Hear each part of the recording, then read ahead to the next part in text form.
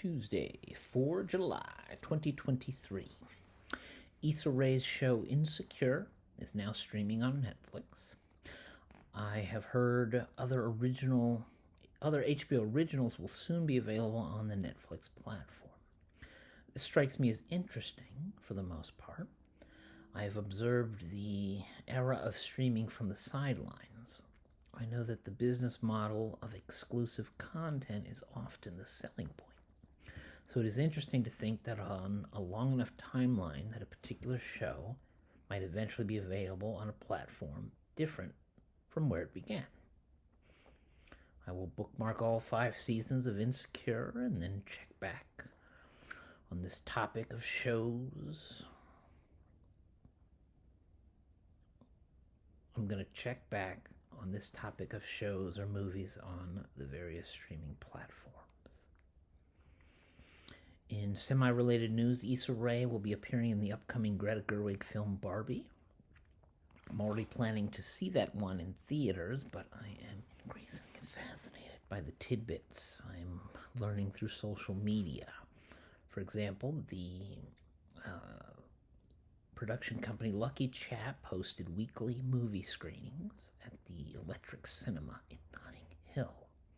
So every Sunday morning, the cast and crew were invited to watch a movie that served as a reference for Barbie. They called this movie church. It makes me think of watching movies with my friends growing up because the dialogue would often serve as a foundation of shared references and shorthand conversation prompts. Plus, if a newcomer is able to go quote for quote, then we already know they will make a fitting addition to the crew.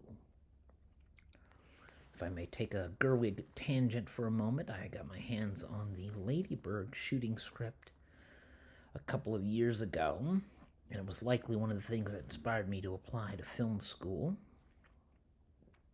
Now back to Issa Rae news. I just learned she is an executive producer on Project Greenlight: A New Generation. I believe that starts streaming on July 13. One of her fellow executive producers is Gina Prince-Bythewood, writer-director of Love and Basketball and director of The Old Guard. And a prime example of another filmmaker that I need to research as this series continues. Another one of Rae's executive producers is Kumail Nanjiani. If any of you have not seen The Big Sick, put that on your list. It is a story told with humor and heart. It's rooted in real-life events, so it often reminds me that I could be living through events that might make perfect fodder for a film. I'm keeping my eyes open and my notebook ready. And as an aside, next on my Nanjiani queue is Eternals, so please, no spoilers. Back to Issa Rae. She once gave an interview and shared tips on scheduling time between creativity and running the business around that creative activity. If I remember correctly, she splits a 5-day work week into 2 days of writing, brainstorming, etc., and then 3 days for production, admin, meetings, you name it. If I'm wrong about that, I'll let you know. Or I can just tell you what works for me once I figure that out. Comment if you've found your balance. In part, she has assembled a phenomenal team. I think they were profiled in a recent issue of Black Enterprise.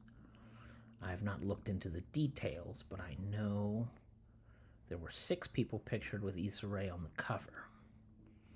Lucky number 7. Maybe I can cover each member of the team over the course of a week. Hooray, media. Often a phrase will remind me of a random movie. Lucky number 11. If you've not seen it, add it to your list. If you have seen it, as always, no spoilers.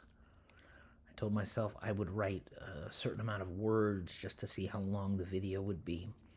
So I'll close by recommending the 2011 film Tinker Tailor Soldier Spy. That should bring me to the desired target for the day, So as always, remember to like, comment, share, and subscribe. For Filmmaker Findings, I'm Adam Victor Lattimore.